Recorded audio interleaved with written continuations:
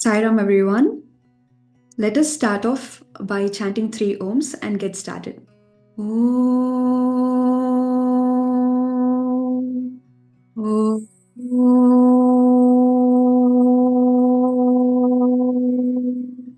Om.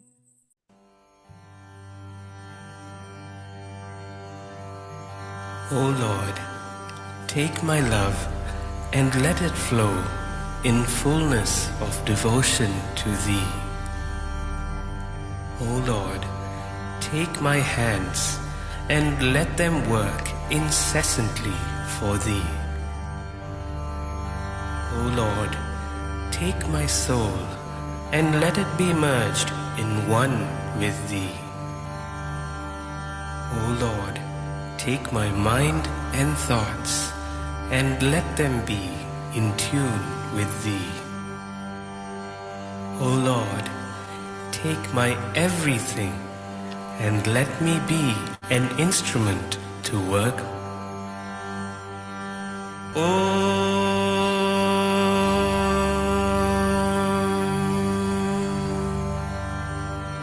Shanti, Shanti, Shanti.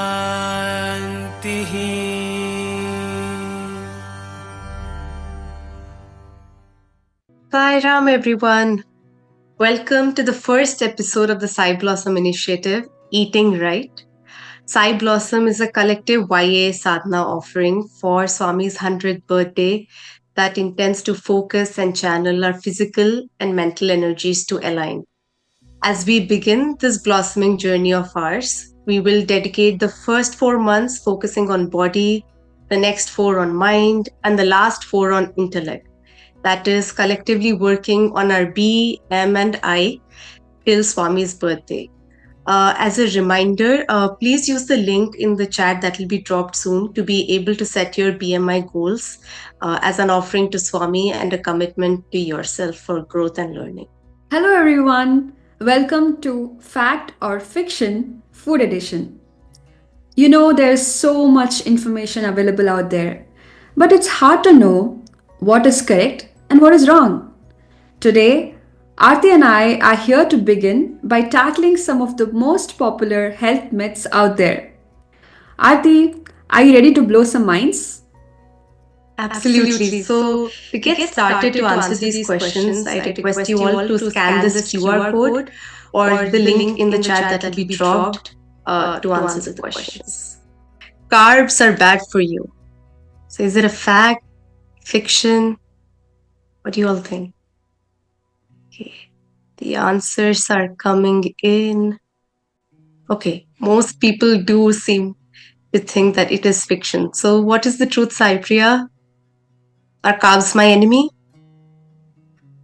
Carbs, think about it, Aarthi. Don't you dare break up with carbs.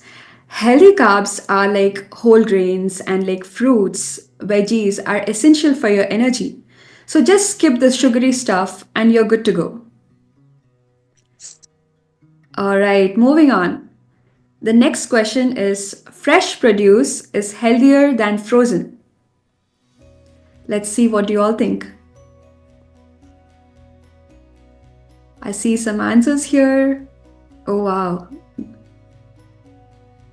There's a close competition. Almost equal.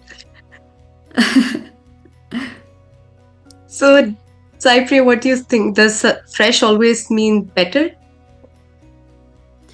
Obviously, frozen veggies are just wannabe fresh ones. Actually, frozen veggies are stored and sometimes picked at their peak. So sometimes frozen veggies are fresher than what you get at store shelves. Oh, my freezer is secretly health champion. Mind blown. The next one, fat-free foods are always healthier. Is it a fact or fiction? Very tiny percentage seems to think it's true. The rest think it's fiction. So fat-free food, no fat, no guilt, right? Not so fast. Fat-free often means added sugar or salt to make up for the taste. Healthiest fats like avocados are actually your best friends. Man, okay. So tomorrow's breakfast, I know what I'm gonna have. Avocado with toast. Oh, can I come, please? I love avocado toast. Alright, moving on for the next question. Eating small, frequent meals boost your metabolism. Let's suppose if I eat 6 tiny meals a day, my metabolism will skyrocket, right? Let's see some of the answers here. Almost a close tie. So actually, meal frequency doesn't affect metabolism that much. It is your total calorie intake that matters eventually. So if I stick to 3 solid meals, will that be fine? Absolutely. Just eat on time, eat healthy, and it'll keep you energized. Okay, the next one. You need to follow a special detoxification regime to cleanse your body. Do we need to do this? Is it a fact or a fiction? I think most people are agreeing that it's fiction. Some people you think it's a fact. So Saipriya, this friend of mine last week suggested that I should buy this detoxification juice to drink every day. Should I consume it? Do I buy it? Not at all, Aarti. Your liver and kidneys are natural detox machines. No fancy cleanse required. Thank God. So I don't have to survive on that green sludge all week. Nope. Just eat healthy, stay hydrated, and let your body do its thing. Alright, moving on to the next question. So, one of the common topics is natural sugars, right? So, the question here is natural sugars like honey or maple syrup raise blood sugar levels just as same as regular white sugar. Let's see if we see some answers here. Most of them are saying it's a fact. Yeah, so I also thought that always that honey does raise blood sugar less when I compare it to regular sugar. Unfortunately, that's not entirely true, Aarti. Honey does raise the blood sugar slightly slower than the white sugar. But the difference is there's not much significant difference. In terms of overall impact of our blood sugar level, there is not major benefit of switching your sugar to honey. But the moderation is the key. Okay, so with that, we come to an end for all the questions. Thank you everyone for participating. So now that we busted some myths about sugar, let's take a sneak peek at Relax Rajith's life.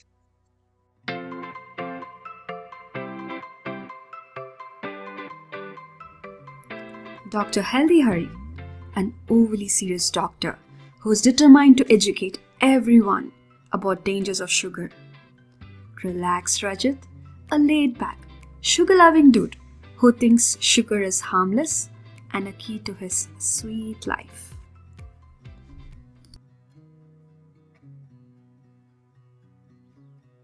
Mr. Rajith, I see you here for an annual checkup. What's that in your hand? Oh, this? My local bakery just introduced new festive donut flavors. These look like really good. So I thought I'd get them for breakfast. I gotta keep my energy up, doc. Breakfast? That's not food, Rajith. That's a sugar grenade. Do you know what that's doing to your body? Making me happy? Happy?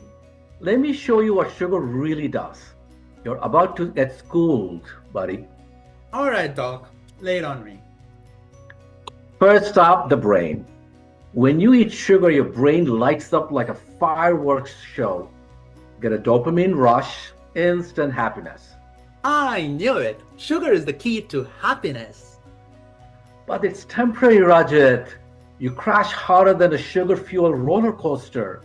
Suddenly you're cranky, you're tired and reaching for, guess what, more sugar. You mean sugar betrayal? Exactly. Let's talk about the liver now. Sugar overload gets converted to fat and gets dumped right here, like turning your liver into a sugary storage unit. Whoa, so you mean my love handles are a sugar storage problem? And that's not all, Rajit. Excess sugar can lead to fatty liver disease. Do you know that I'm a liver doc? No, I didn't realize that. But Yes. oh, what are you saying? You're saying is that my liver's on a sugar high? And Huh. that's not all. Your poor heart isn't safe either, Rajit. Too much Oh, sugar increases your risk of heart disease. Doc, you're breaking my heart. And don't forget your teeth. Sugar loves to team up with bacteria to create cavities. It's like a cavity party in your mouth. Oh, my cavity party! And I wasn't even invited. Nah. Not funny, Rajat. High sugar intake also messes up with your energy levels. You feel great one moment and exhausted the next. It's like running on a sugar treadmill. You're going nowhere fast. Hmm. All right, Doc, I get it. I hear you. But what do I do? Like, sugar is everywhere. Fear not, Rajat. There are ways. Start by reading food labels. Hmm. Hidden sugar is sneaky, you know. Mhm. Swap sugary drinks for water or tea and enjoy natural sweetness from fruits, but not candy bars. So you're saying I can still be sweet, but not too sweet. Yeah? Precisely. Moderation is the key to a long, healthy, and sweet life, Rajat. All right. Thank you so much, Doc. You have given me a lot to chew on. Metaphorically, of course. Yeah. Yeah. That's the spirit. Now put down that soda and let's get you onto the road to health.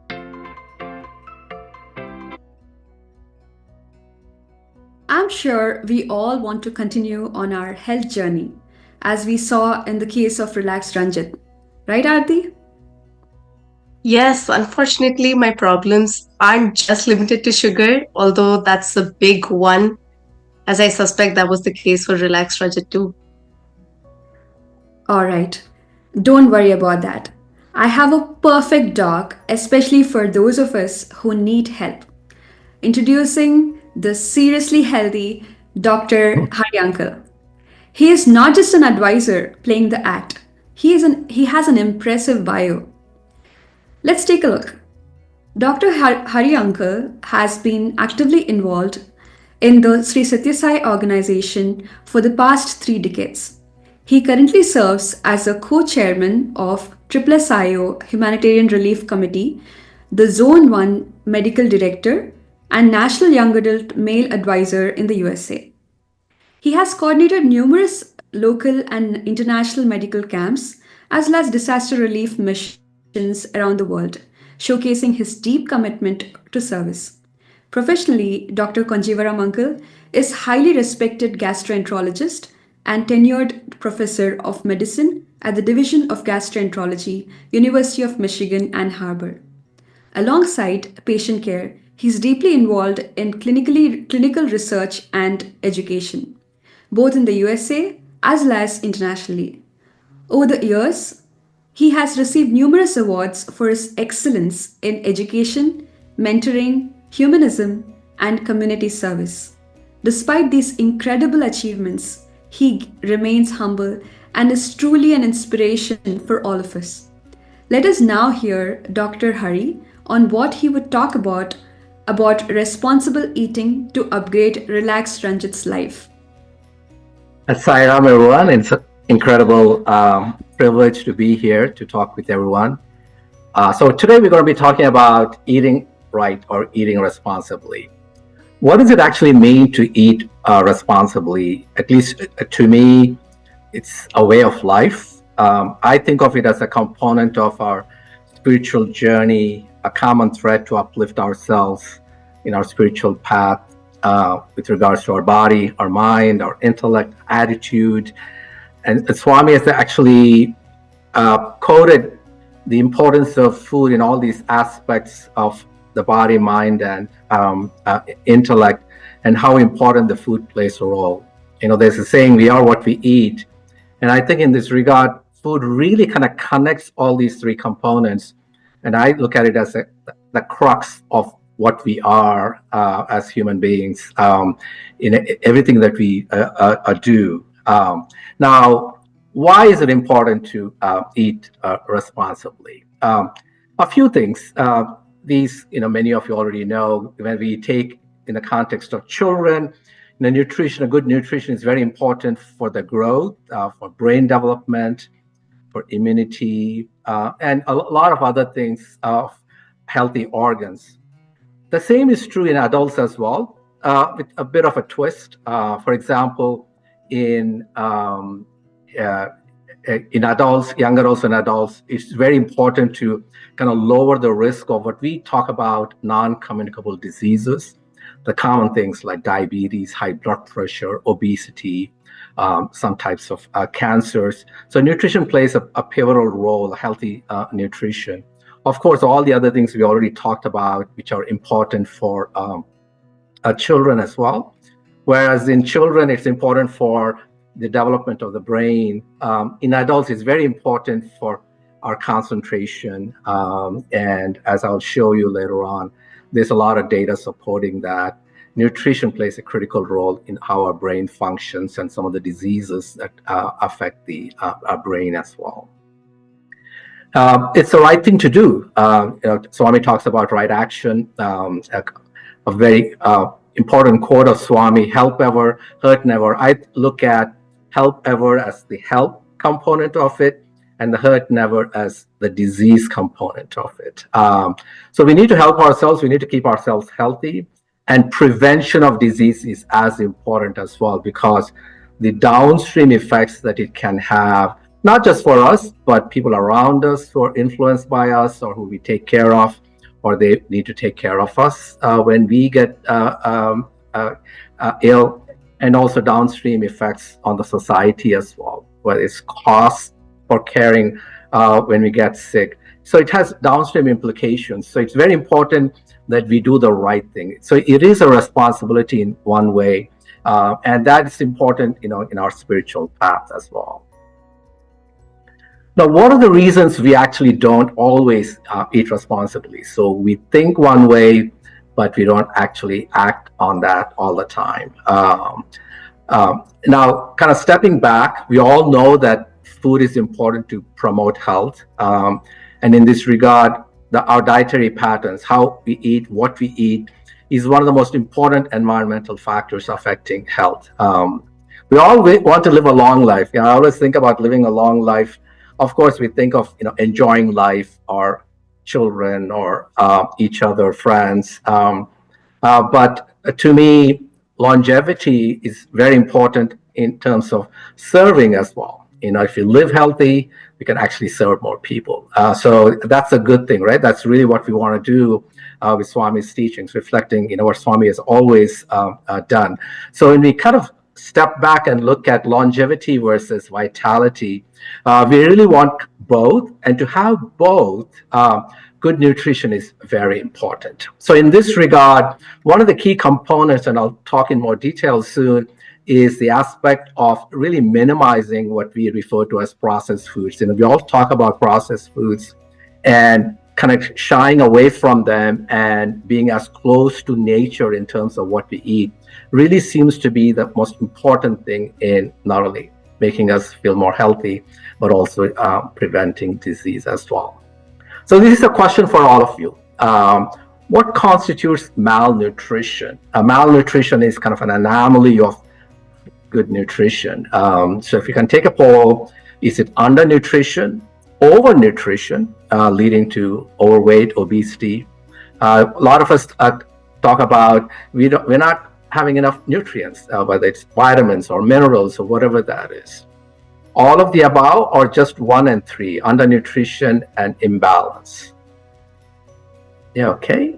So about 50% or so have picked all of the above. A good number picked 1 and 3, and a few just the micronutrient or undernutrition. Actually, malnutrition actually includes all of them. And the reason this has become very important definition is that we are in an age, we have actually kind of shifted as a people, as societies. Clearly, there are areas in the world where it's undernutrition for different reasons is a big component. but we really shifted to the other side of the pendulum, and that is overnutrition. Overnutrition is not healthy at all, and that's what we're going to talk about. And now malnutrition has, encompasses all these components. So in that regard, it's very important. So next, so this is a new paradigm. So yes, people are living longer, but they're actually living with more coexisting illnesses, or what we call comorbidities. And these are the non-communicable diseases that I was talking about: heart disease, diabetes, obesity, cancers, and in some areas, respiratory illnesses. And also mental disorders. Depression is become a big component of this new paradigm. So, and it's really created this vicious cycle of, when you're in poor health, we have decreased productivity, and when we don't act on things that we should be doing on a day-to-day basis, it can lead to sometimes overeating in certain circumstances, undereating, or bad foods, which can lead to micronutrient lowering as well. So again, malnutrition becomes a component, and that can affect poor health. So it's become like a vicious cycle. One of the important things for all of us to kind of recognize is that when we talk about these NCDs, or non-communicable diseases, these represent about 70% of all deaths worldwide.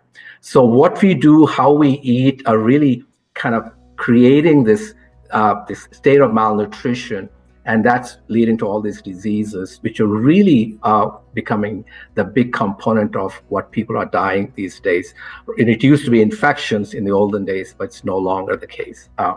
So again, stepping back and thinking about, when we look at the foods that we eat, the components of the foods that we eat, what do we raise? What do we bring down? So broadly, we have the salt. The average American diet has about 6 to 8 grams, sometimes up to 10 grams of salt per day.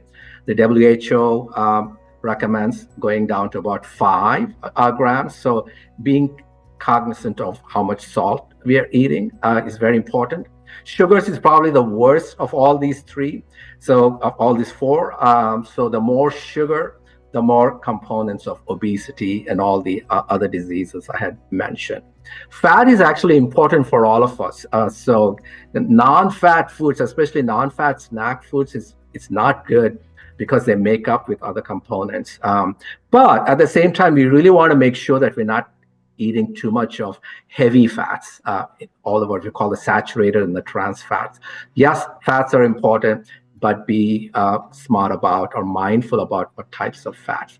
Proteins are very important. We focus so much on proteins, which is good, but nowadays we have really shifted when we think about proteins. Rather than going to the natural basis, we really kind of got so used to these protein packages, protein bars, and all these things. Of course, they're healthy from a protein perspective. They're giving us enough protein, but there's a package which comes with it. So what does the package come in addition to the protein? We're getting all the excess fats, sugars, salt that we actually don't need. So be always careful about these protein packages as well. Now, coming back to the sugar, again, the aspect of help our earth never.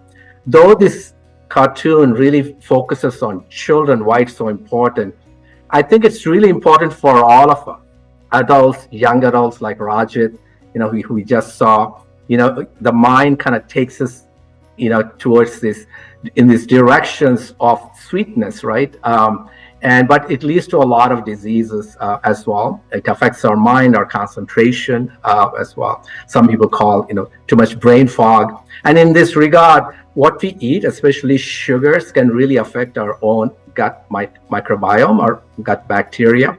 That can have a negative influence as well, and I'll be talking about that very soon. So be careful of the ill effects of sugar, really in a big way. Okay. Now, one of the things important is that I said I'll come back to the aspect of processed foods. Now, what exactly is processed foods? Basically, we're transforming all these raw materials from different origins and kind of producing suitable forms for human consumption. So that part is good. So in the process of processing, we're destroying certain things, we are removing certain things, and we are adding certain things as well. So like in life, there's a good and a bad. What is the good? Of course, it retains nutrients. A lot of foods are fortified with special nutrients, especially vitamins and minerals. So that's actually the good part. There's definitely a lower risk of foodborne infections in processed foods. Now, what is the bad, especially when you eat too much? This is where I think when something looks good, eating too much of anything is actually bad. But excessive consumption of processed foods really increases all the bad components, that tips that balance of things that we're trying to keep at check or lowering down, we're actually increasing without even knowing. In the processed foods, there's so many hidden things, especially sugars and salts and fats, which we don't see. It tastes good, but we're actually having the ill effects of all this. So be careful when you think about our processed foods.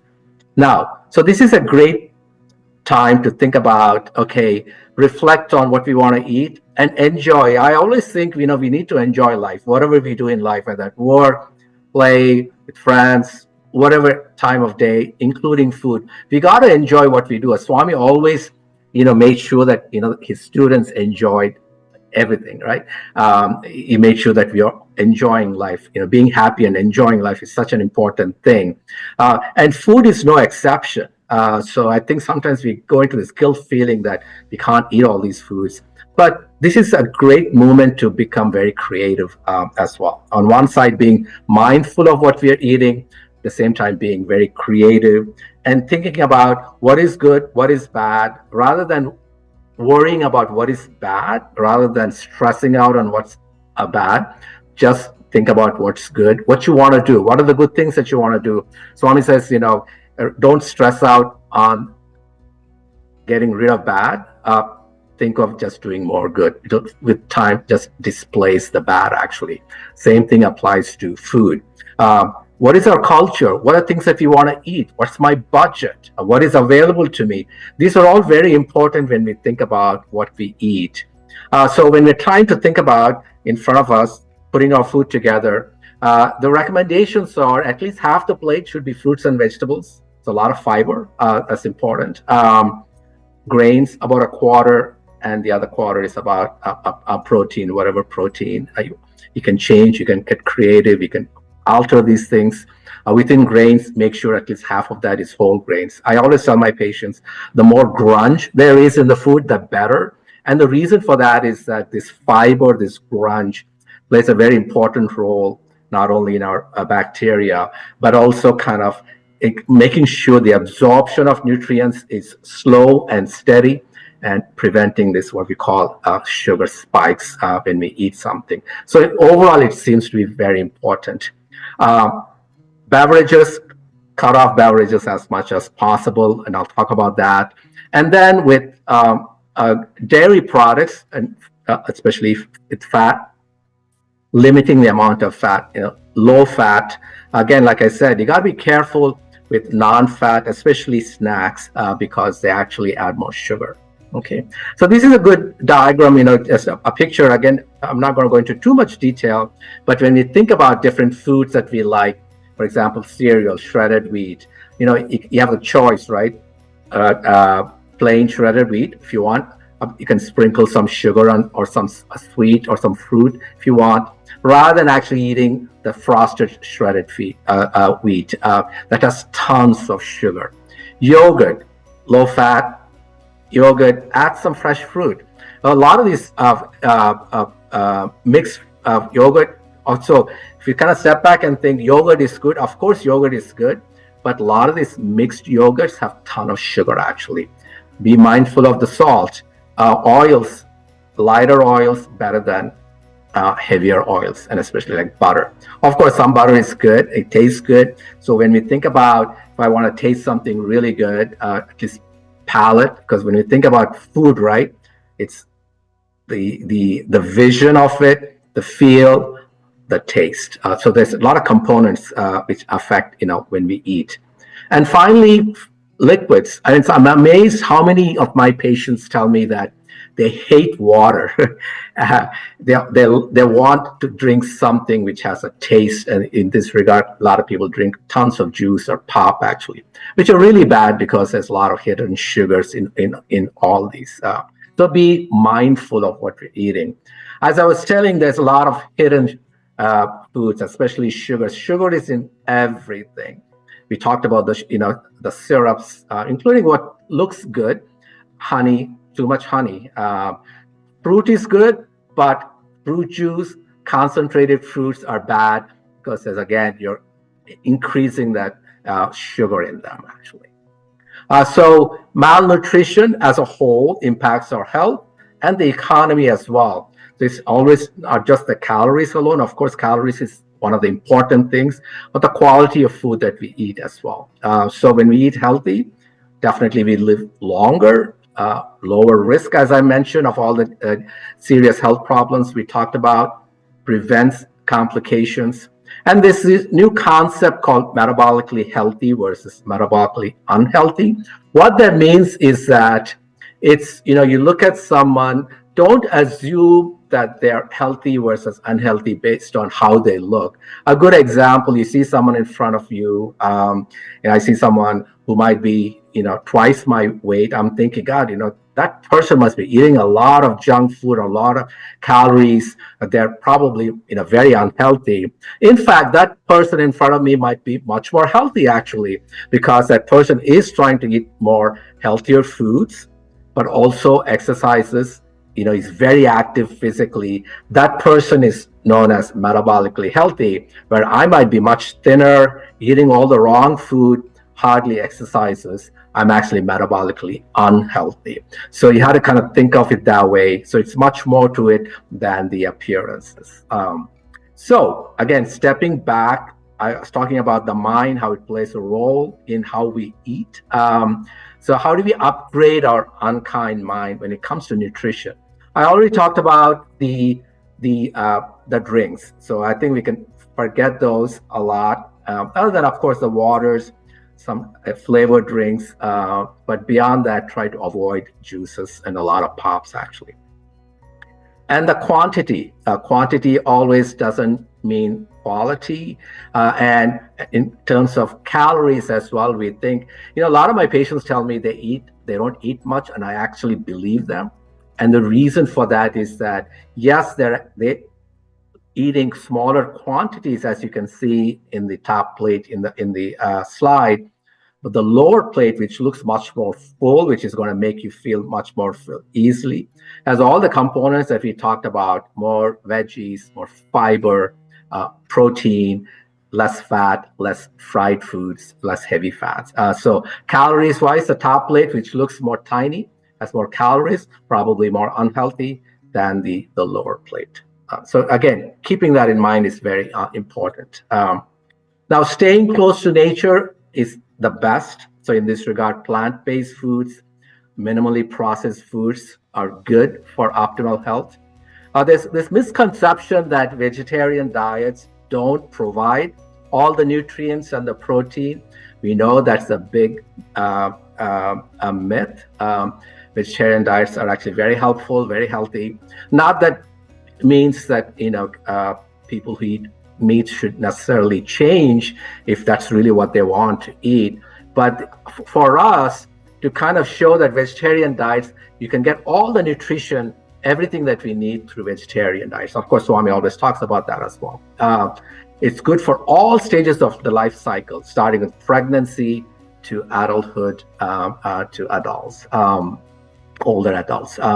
Environmentally much more sustainable as well, and definitely has been shown to reduce the risk of chronic health conditions, actually.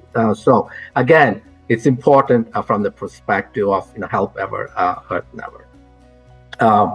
Now, eating habits can be influenced by social determinants of health. What I mean by this is that when we are talking about nutrition with others, when you're trying to encourage others to eat, it should be like conversations. I don't think it should be like a lecture to others, and we shouldn't make any assumptions. And in this regard, I always say it's very important for us to be very kind.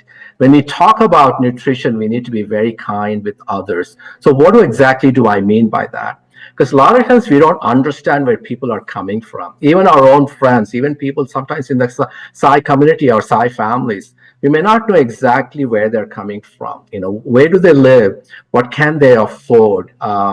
In what circumstances are they in? Are they able to afford or have the resources to all the good foods, the good nutrition that we are talking about? Please, let's be very mindful of that when we talk about that. Of course, we want to encourage it, but we also want to have this create this opportunity to think about what are the resources, how can we find resources to get good nutrition for everyone, even the person who's in a state where he or she may not be able to afford or get those resources. Actually, I was talking about the gut bacteria. So what we eat really influences our gut microbiome or bacteria, and they have a big role in how we do in our lives when it comes to our metabolism, our immunity, and prevention of all the complications, actually. So what we eat influences the gut microbiome, and the gut microbiome influences our health. So eating responsibly is a form of service. It's a service to ourselves. So in this way, we're self-respecting ourselves, serving self and the society as well, and serving society in terms of not wasting food, because too much wastage of food leads to increased carbon footprint and increased greenhouse gases. So start early, stay consistent, and reach the goal safely.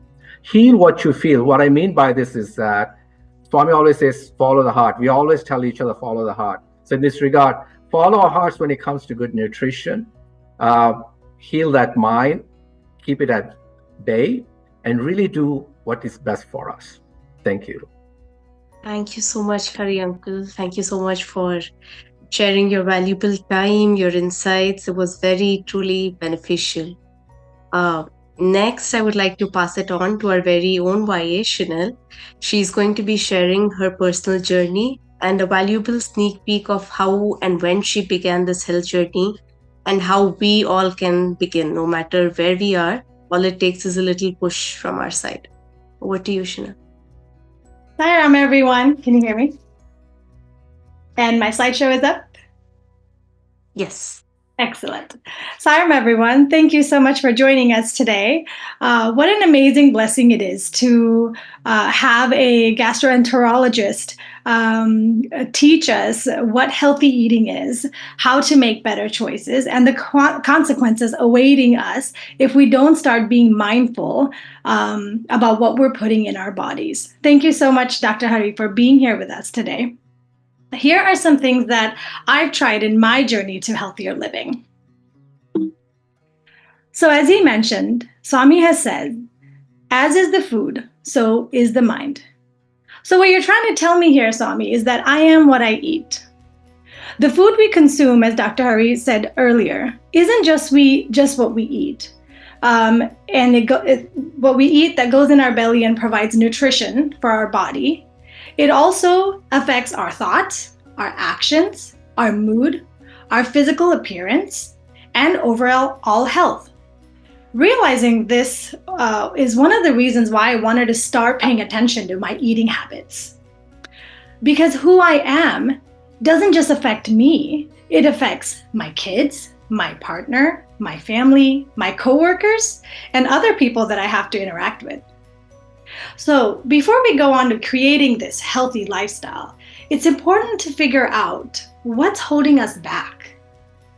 Here are some of the barriers I had to eating right. How and where do I start? There's lots of diets, diet options out there. How to choose the right one? What's going to work for me? Past failures. I tried a couple of diets before. I tried to watch what I eat. It didn't really work. It didn't make me feel very happy. So I'm not going to do that again. Too busy right now. I have 2 kids. I work. Life is just so busy. The kids' schedules. I'm going to start in the new year as a New Year resolution.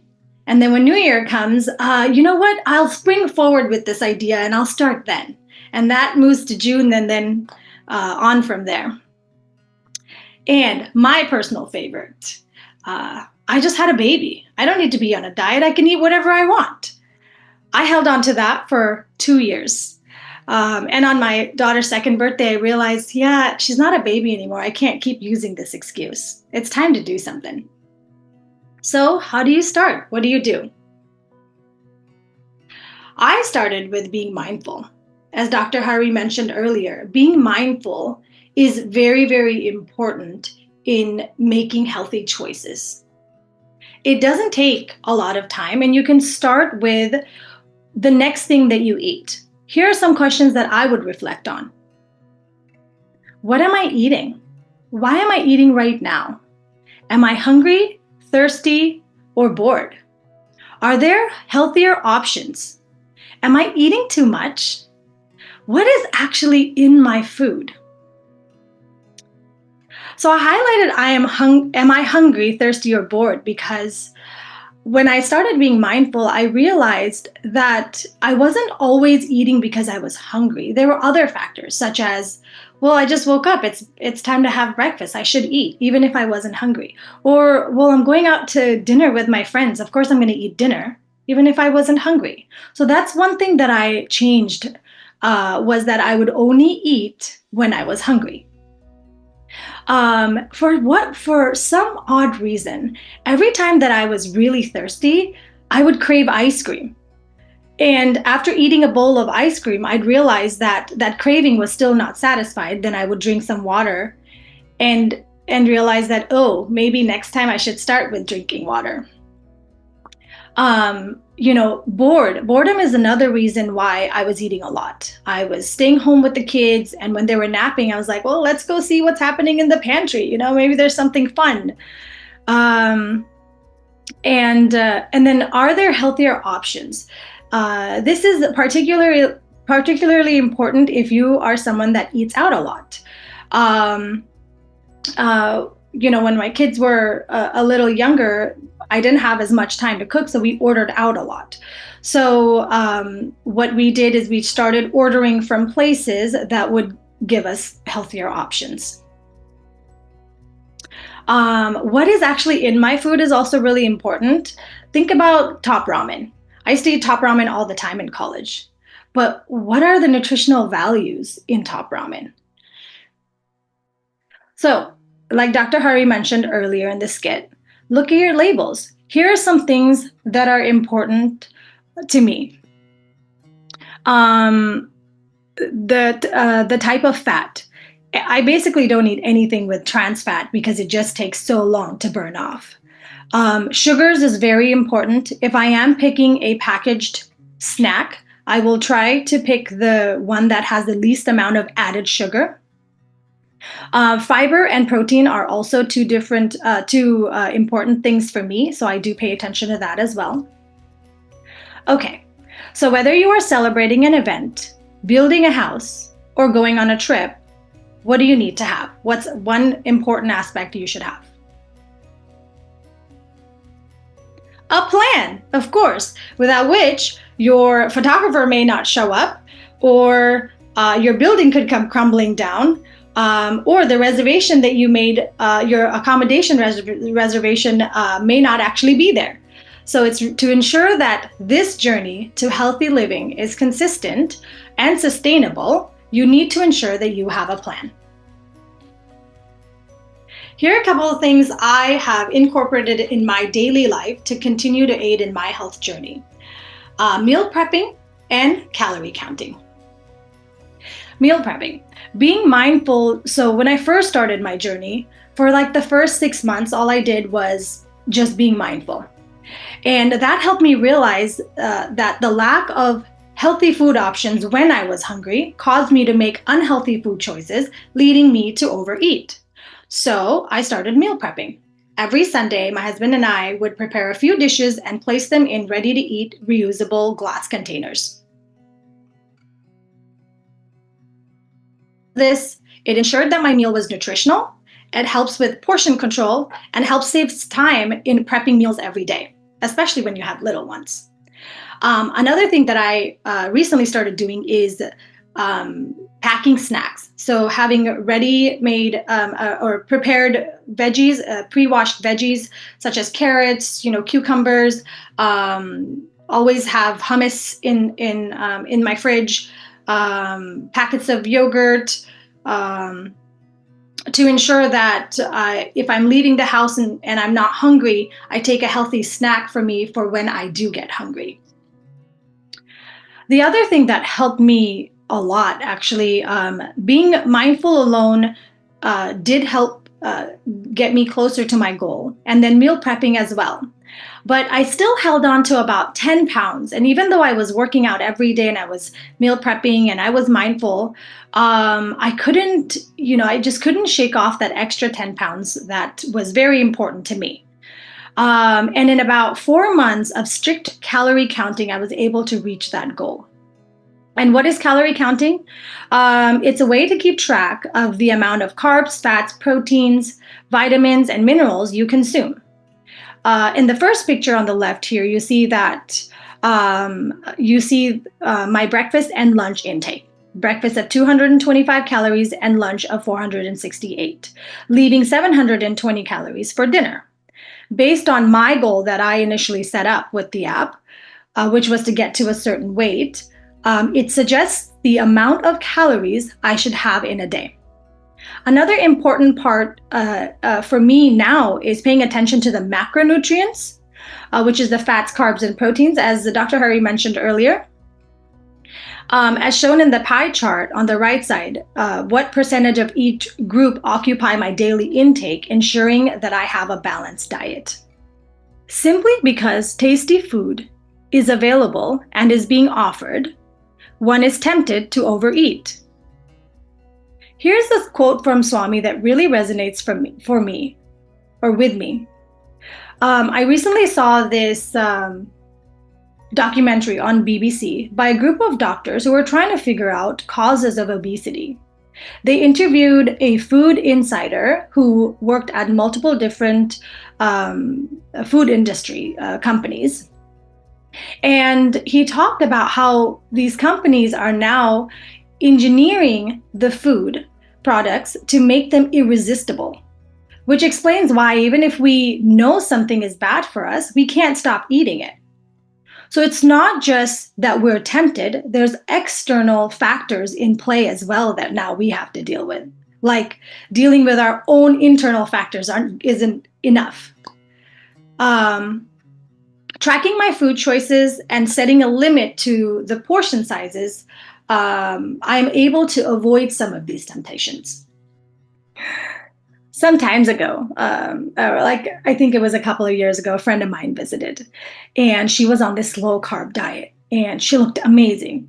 We both exercise about the same amount, but she looked a lot more toned and fit. And so I decided, you know what? I'm going to do this low carb diet. She looks so great. I want to look like that.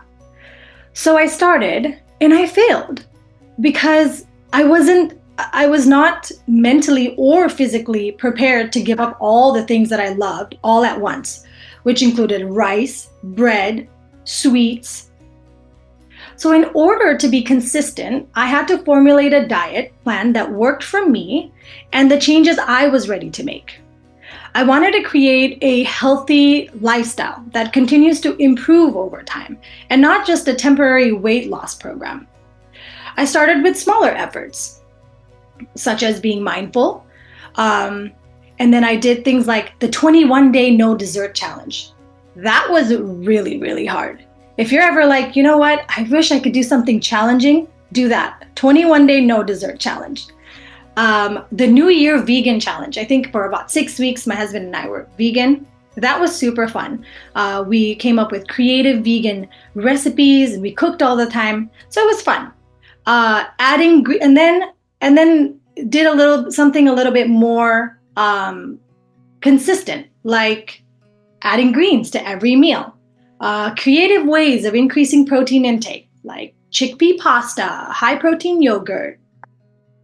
We all have different factors to consider in our lives, such as medical history, nutritional needs, dietary preferences, family life, work schedule, changing to a healthy lifestyle. Actually, I wish I could say, take all the credit for this healthy lifestyle that I'm living right now, but I have to give a shout out to my husband, because changing your lifestyle to your health, your eating habits to a healthy eating habits is really difficult. And if you're sitting here eating salad and being mindful, and the person in front of you is having this big bowl of pasta, cheesy pasta, it makes it really hard. So, it's really, it helps to be consistent if you could do it with a partner. It doesn't have to be your husband. It could be your best friend or your sister or your roommate, but someone who is also on this journey.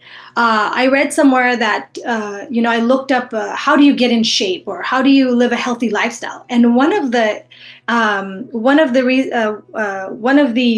tips was surround yourself with people who are doing something similar, who are also trying to live a healthy lifestyle.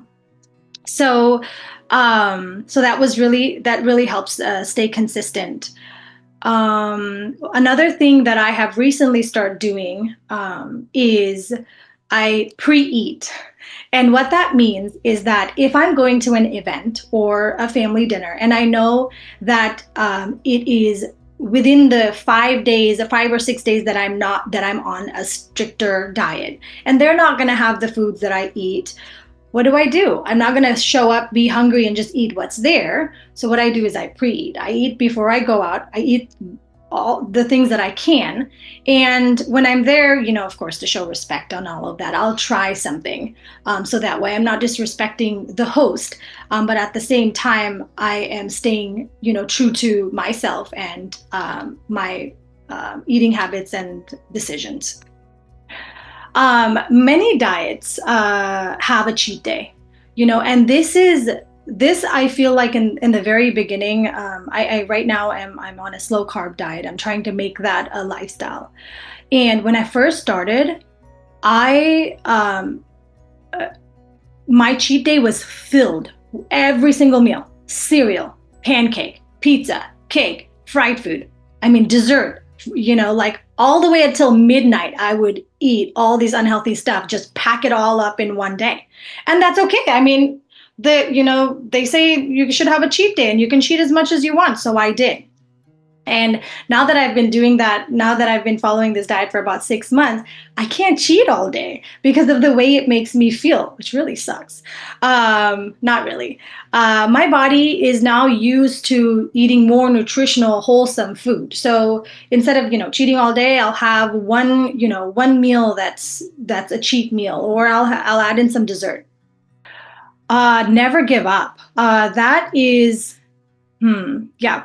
When I first started this low carb diet, I wouldn't make it to Saturday for my cheat day. Sometimes I would, in the middle of the week, say, you know what, I need carbs. I want rice. I want bread. And I would have it. But instead of giving up and saying, you know what, this is just too hard, I can't do it, the next day I just woke up and just started the diet again. And what I would do is I would just readjust my actual cheat day, which was Saturday, and instead of cheating whole day, I'll say, oh, well, I kind of cheated on that day, so I'll just, maybe do it on 1 or 2 meals. But you just have to kind of keep going, and know that it is hard to change your healthy lifestyle, but there's so many benefits, as Dr. Hari mentioned earlier, awaiting you if you do that. So, I still have trouble some weeks to not even just to make it a Saturday. I think a few weeks ago, I just told my husband, you know what? I'm just not going to do this low carb anymore. I'm going to eat bread every day. And that no flour bread. But to me, I was like eating bread every day. And then after like 5 days of doing that, I'm like, okay, yeah, I'm ready. I'm ready to go back.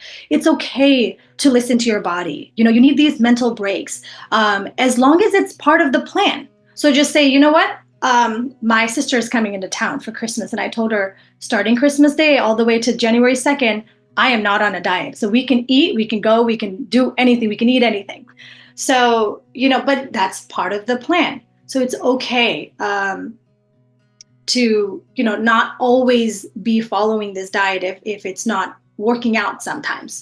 So the tool that I have used to improve myself along my spiritual and health journey are similar, right? I practice discipline, mindfulness, consistency, and steadfastness. And the more I practice, regardless of how small the efforts are, it inevitably brings me closer to my goal. Recently I was asking Swami, this whole diet thing I'm doing, this working out, like, should I just keep going? Because I'm happy at where I'm at. Like, I could just maintain this.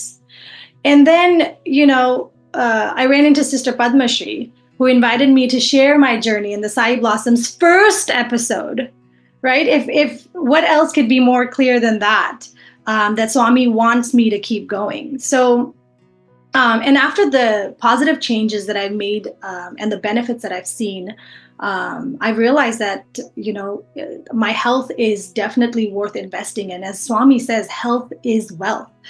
So we definitely have to pay attention. And just remember, every other aspects in our lives, whether that's our school, our job, starting a family, we always think of Swami. We always, bring Swami in and say, Swami, please guide us, please take care of us. So this is hard. Changing your health lifestyle can be hard. We need all the support that we can get. So, pull in your family members, your friends, and don't forget that Swami is always there to guide us in whatever we need.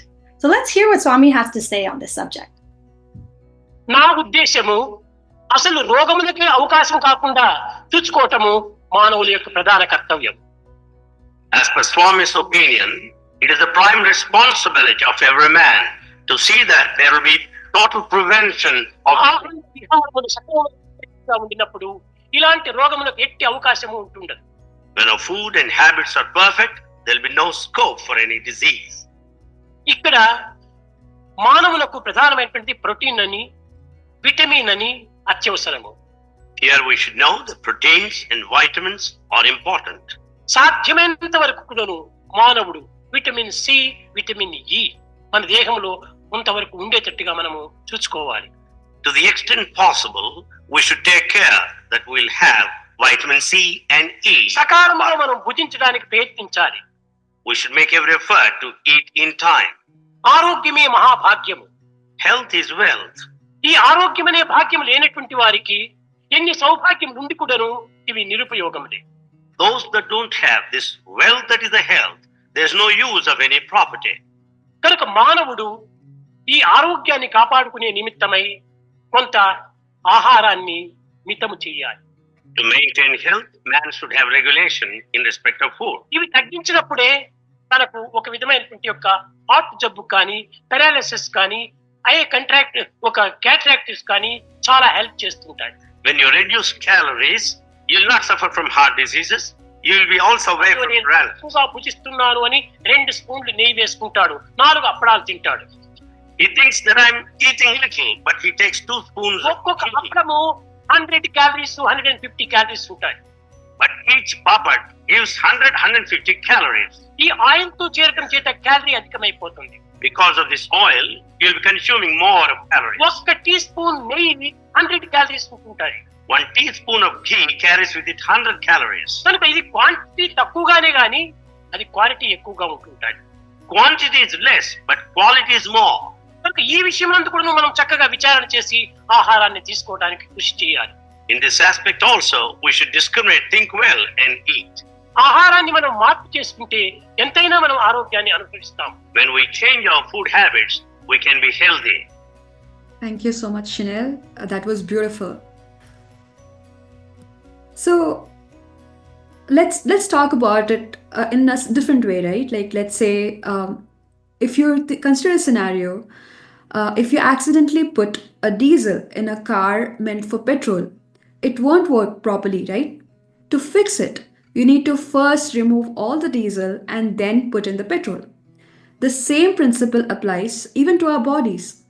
Our bodies are designed to thrive for fresh fruits, vegetables, plants, and probably everything which is given by Mother Nature. However, we mistakenly been feeding too many processed foods, like it could be grains, oils, or packaged foods. But when you eat good things, the body develops sattvic inclination towards the mode of goodness. But if we eat junk, our body is transforming accordingly. And more importantly, our mind is also made of that. The first step is to remove all the bad stuff we have. That is, like, it could be undigested waste, toxins, which is sitting right inside our body.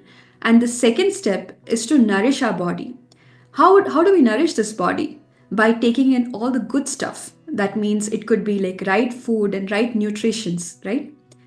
So, basing on the session, Aarti, what do you think? What is your takeaway from this session? I think one of my biggest takeaways is that, like, no matter what stage of life you're in, where you're at, you can begin this health journey right now. And that you can start small, not to give up even if you fail sometimes. I've also learned that we have to be more cautious of what we put in our body, look at labels of food properly before we buy and consume, to eat in moderation and be mindful of what we are eating, because every time we eat is an opportunity to nourish our body. Okay, so I'm glad I got to learn so much. So from today on, my journey towards being healthy begins, and I cannot wait to start looking fit. That is awesome, Aarti. That's great to hear. But then let's take a step back. Swami says body is a temple of God, and the body teaches us everything we need to know, but all you need to do is to listen, right? Yeah, Swami does say that. But why do we even have a body? And I was wondering, why are we starting off this blossoming journey with body as being the focus, as the first step? That's a great question, Aarti. But I believe body is a communication device for our inner spirit or the God. Without it, how do we even experience love, life, or even this cup of coffee, right? You're right.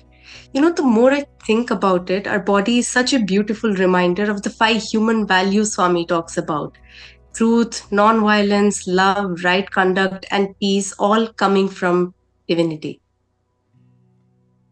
That's so true, Aarti. Let's start with truth, right? So even our breath reflects that, isn't it? It's always constant. It's always honest and quietly reminding us the flow of life. For example, every time we take a deep breath in, it calms us and keeps us ready, telling us the truth that we need to be grounded, isn't it? Yeah, and even like non-violence, think about how the body stores the fat in the least harmful of places like belly or stomach. Imagine if it started storing fats first in liver or heart, how harmful would that be? So even when we don't treat it well, it still tries to protect us without causing us harm. That is such a great point, Arti. So when you think about love, right? It's how the body just takes care of us. We let's say I wanted to eat sandwich, right? So I have an amazing sandwich right in front of me. Your body works so hard to digest it, and it gives you energy in return.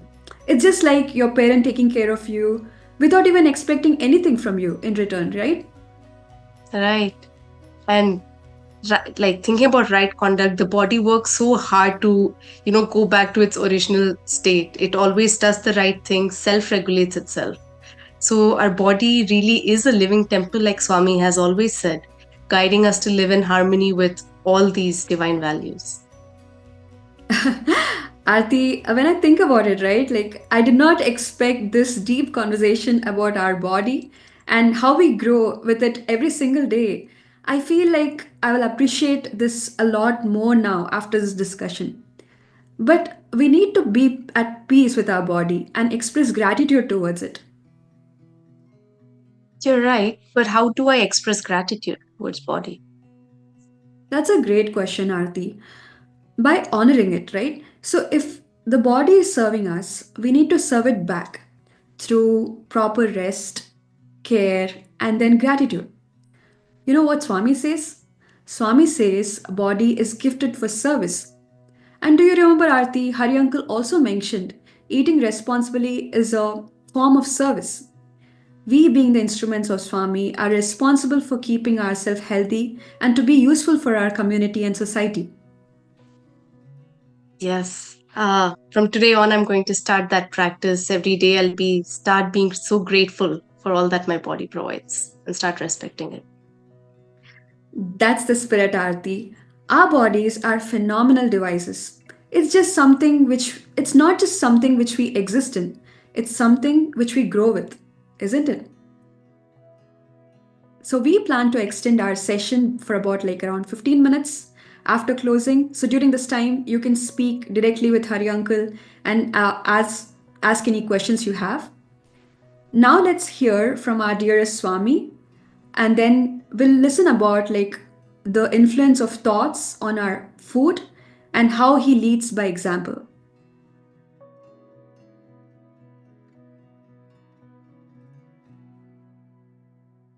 భోంచేసే సమయంలో మాత్రం particularly దానికి తగినటువంటి మిగతా వింటే ఫైటింగ్వి లేకపోతే ఇంకా కోపం వచ్చేటువంటివి that creates anger or fighting తర్వాత కొన్ని ఉద్రేకం తిప్పేటువంటివి కడుపులో తిప్పేది మైండ్ తో డిప్రెషన్ అయ్యేటువంటి డిప్రెషన్ కన్ఫ్యూజన్ వచ్చేది కన్ఫ్యూజన్ ఇలాంటివి అక్కడ చెప్పకు.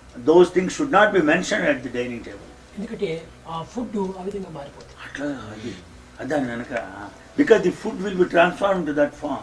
The thought, the anger you have and depression you have, that will transform into that state. Food టైంలో సైలెంట్గా అందుకోసం భగవత్ ప్రార్థనతో పోవాలి. ఇది బ్రహ్మ ప్రసాదం. That's why it has to be offered to Brahma, Brahmarpanam, because it becomes prasadam, it will go in.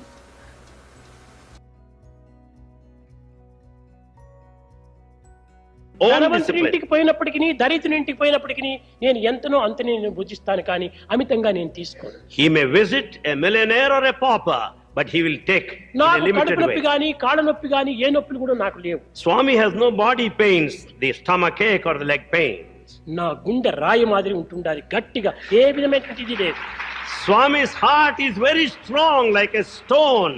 నేను చేసేటువంటి పని ఎవరూ చేయలేరు. No one can work as much as తిరిగేంత Swami. తిరుగుడు ఎవరు కూడా తిరగలేరు. No one can walk as much as Swami. దీనికి ఆహారమే ప్రత్యక్ష ప్రమాణం. The food is the standard and the witness.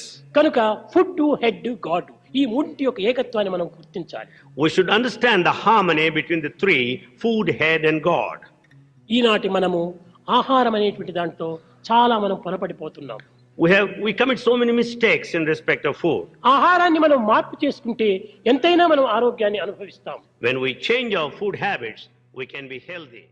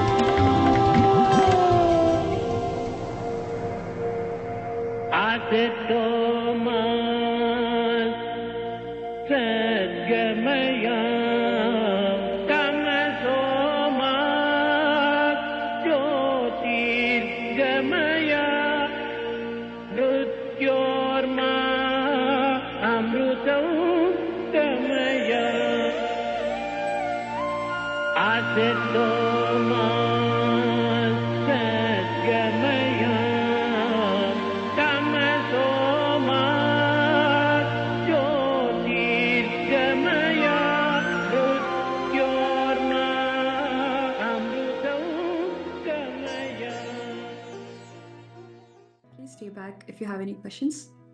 Yeah, I think most of the questions here are already been answered. Is there anything else you want to address, Uncle? If you all have any questions, feel free to ask. You can unmute yourself and then ask. Sairam, Saipriya. I think there's a question from Ananda where we answered that. Tips on calorie counting when you're not easily able to measure, that is in restaurant meals or food you didn't measure yourself. So if Hari Uncle or Shinel have some thoughts or tips, I'd love to hear. Shinel, you want to take that first? Yeah, absolutely.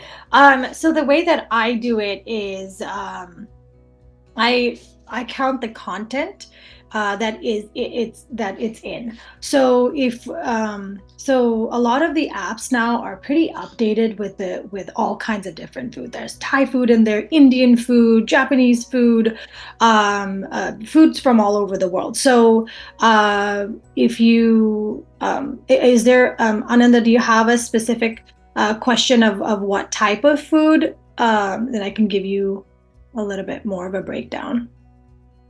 Hi, Saram. Thanks. It's less of a specific meal and more of at times when I've tried to, and admittedly, I could probably be a little more committed to it, but at times when I've tried to embark on calorie counting before, within a few meals or a couple of days or whatever, I run into a point where I'm like not sure how to log what I've eaten accurately, and then it kind of quickly falls apart. So just Sure. No, so I've gone in and out of calorie counting for the last year now, and so I understand that. So basically, what I try to do is I try to pay attention to what it is that I'm eating. If it's like, for example, I had so a cup of tofu, and it was in some curry, or say if it was some kind of curry that had coconut milk in it. So I had about a big bowl of it. So I would say, all right, it has about 1 cup of coconut milk. So what I do is I add all of those ingredients separately. And that gives me kind of a ballpark of, what, how, like it kind of counts it up that way. So that's what I do. I know it can't be like exact, but it's counting something is better than not counting at all. Sure. Thank you. Yeah. And there's a question about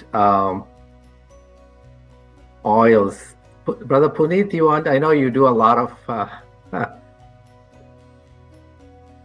Yeah, I think we've covered most of it in the chat. I don't know if there's anything specific that... I think the question is specifically about which is the healthiest oils. I know there's a lot of conversations about that.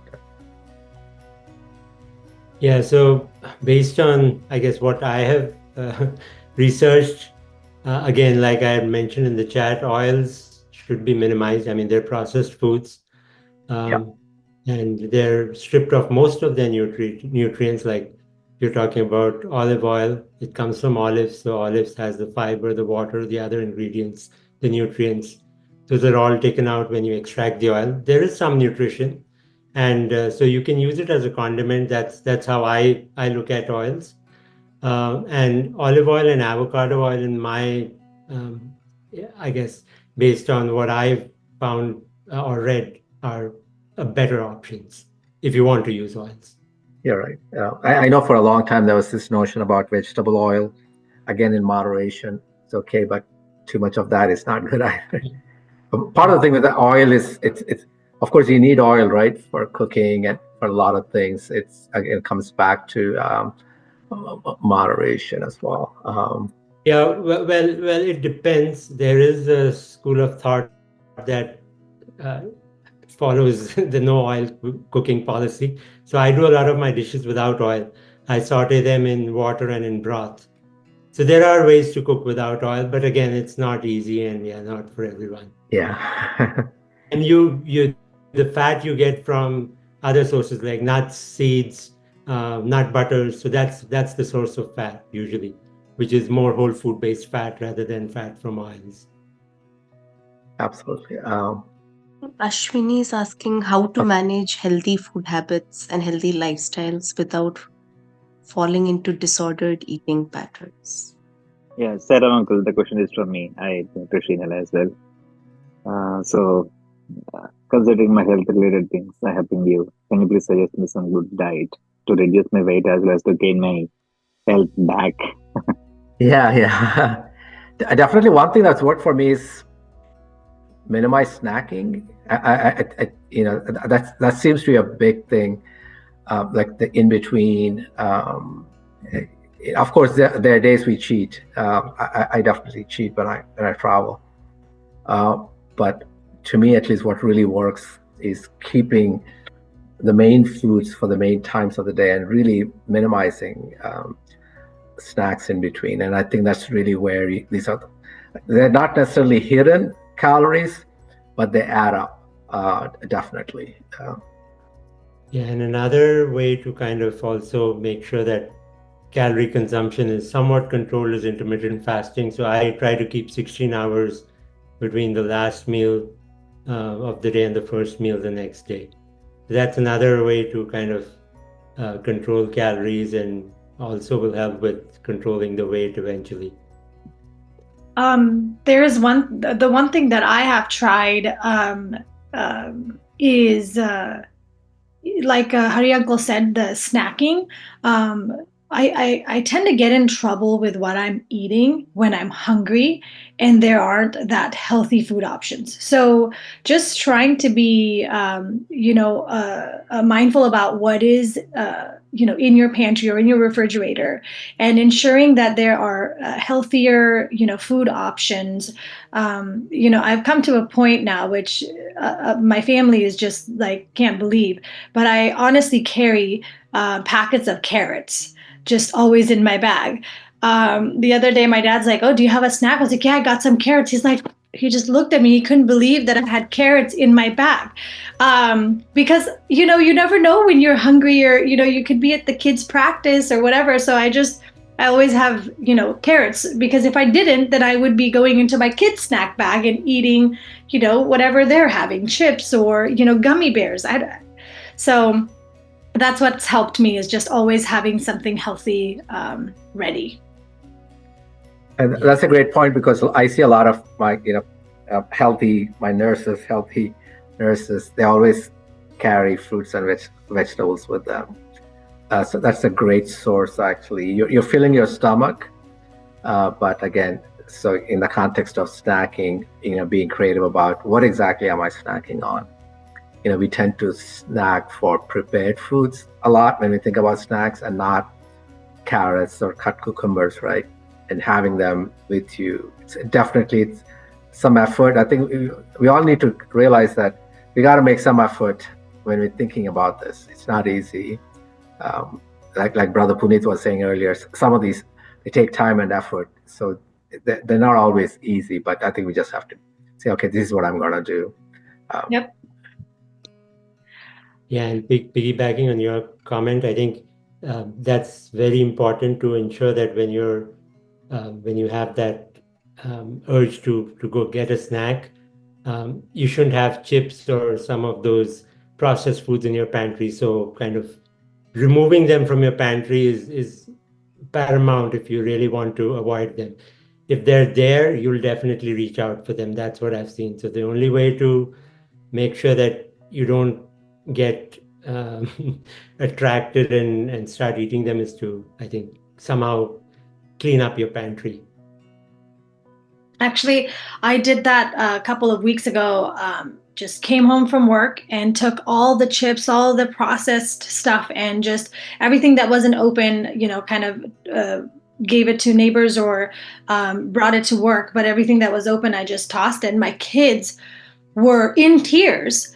And I said, we're just going to start eating fruits and veggies. And every time that they get hungry now, I'm like, here's some carrots. And, the first few days it was hard, but when they're hungry, they'll eat what's in front of them, which is now, usually carrots and hummus. And yes, I still have some chips, but there's an app. If you guys have kids, if anyone has kids, there's an app called Bobby Approved. And it's an app that you take a picture, you scan the barcode of any packaged food, and it'll tell you whether or not it's Bobby Approved. And if it's not Bobby Approved, it'll highlight all the things that are bad for you and why they're bad for you. So like sunflower oil is found in a lot of our snacks. I didn't know sunflower oil was inflammatory. And so we just made a Costco run, and I called my husband. I said, everything I bought today was Bobby approved. So it takes time to get to this point, but yeah, these are some things that you just kind of have to do. It's hard, but just, yeah. Is Sadhana still here? Yeah, Sarah, I'm still here. I was just curious. I know, Shinel, you've already kind of talked about like the calorie counting, but I was wondering if you had other suggestions. I know you mentioned like the Bobby Approved, but like other apps to use, especially when it comes to calorie counting that could be useful. Yeah, so I started with, of course, a free app, which was Lose It, and I was like, all right, yeah, I'm gonna start jotting stuff down. But it with the Lose It, I didn't like it, the way that they set it up and the way that they show me my results and how well I'm doing. It didn't quite click. So I tried that for like 3-4 months, and yeah, I lost a couple of pounds, but it wasn't what I was looking for. But then what I used was Noom, and that one I think is, it costs money to do that one, but and I did that for about 3 months, and it was definitely worth it because the way that they set it up, they had greens, orange, or yellows and orange. So you can basically, with their plan, you can eat as much as you want in the greens. That's veggies and most fruits. And then you have your carbs and protein, and more like dense food. And then the dark orange is like all the treats and all the fats. And I noticed when I first started, most of my stuff that I was eating during the day was in that dark orange, and only towards it took about a month to finally have that balance. But I didn't even realize, Puneet was saying, that the oils and all of these things that we don't actually take into account, but when we actually start writing it down and start seeing it like that, we're like, wow. So the Noom is the one that I use that helped me the most. Yeah.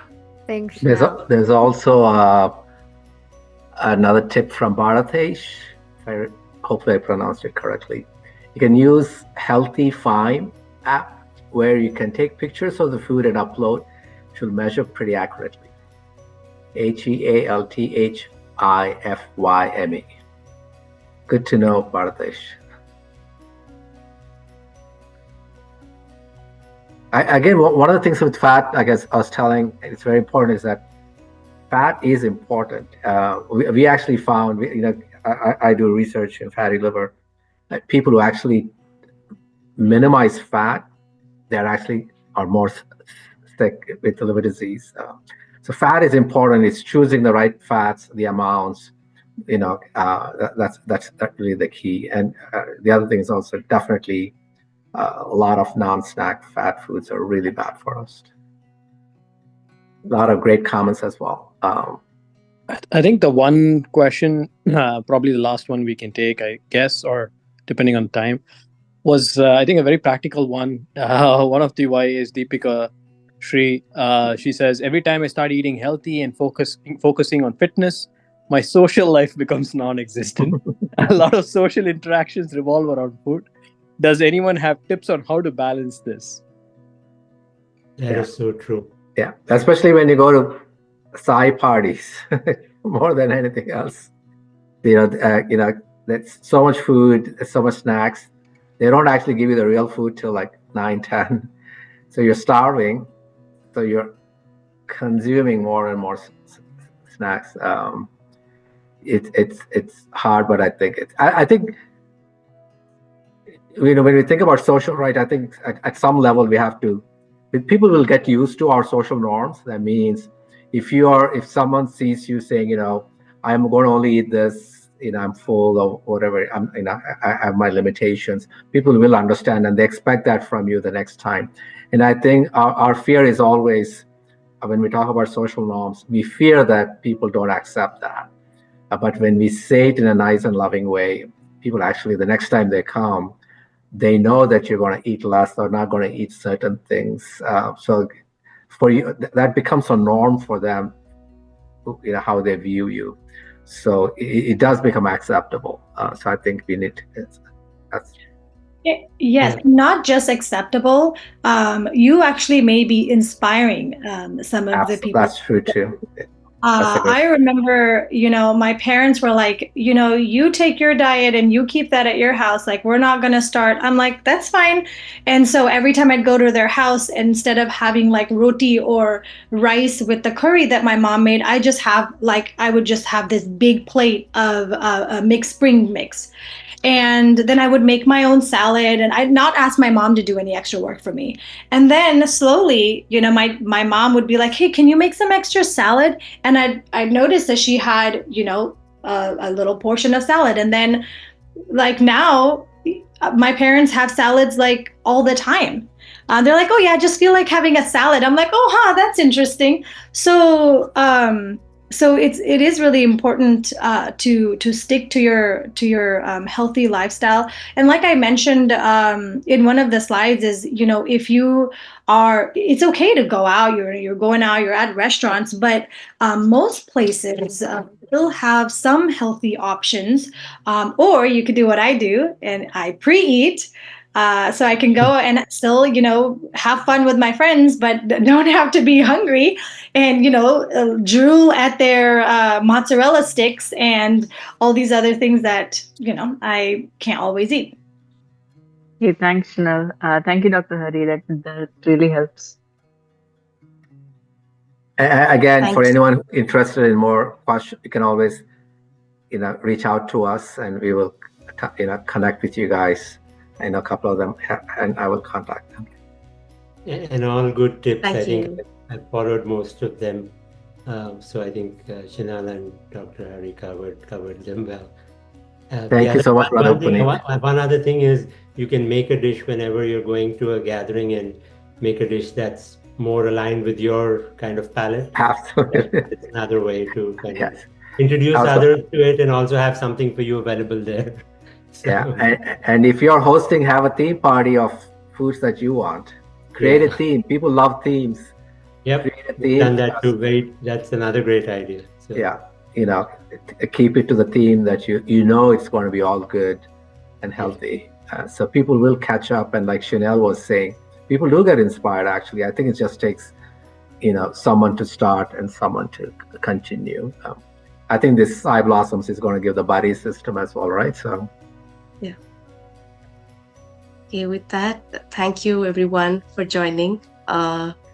We'll be having another session in Jan where we'll be back with episode 2 of staying active and exercising. So please do join for that. But thank you everyone for joining today. And we'll conclude the session with the Om and 3 Shantis.